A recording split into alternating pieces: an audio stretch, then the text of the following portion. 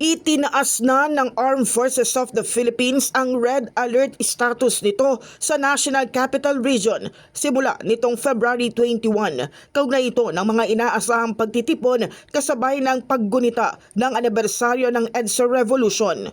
Ayon kay AFP spokesperson Colonel Francel Margaret Padilla, naka-standby ang militar upang umalalay sa Philippine National Police na siyang lead agency sa pagpapanatili ng kapayapaan at kaayusan sa mga inaasahang pagtitipon. Nakaalalay po kami sa ating Philippine National Police.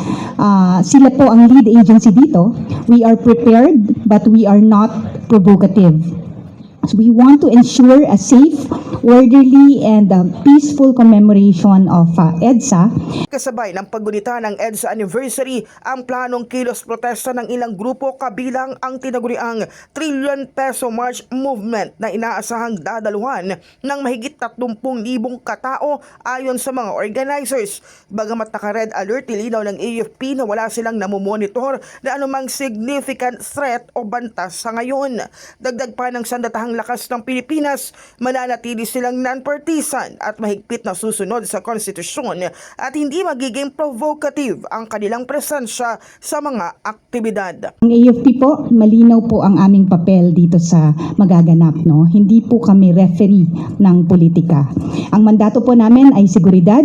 We respect the people's right to assemble and at the same time, we ensure that peace and order are preserved. Mahigit 13,000 mga pulis ang ipakakalat ng PNP sa Metro Manila para tiyakin ang seguridad sa mga convergence areas, mga pangunahing lansangan, transport hubs at iba pang matataong lugar.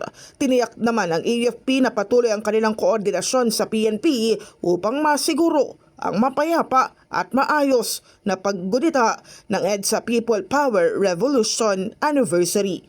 In the heart of changing lives, ako si Brigada Cass Austria ng 105.1 Brigada News FM Manila, the Music and News Authority.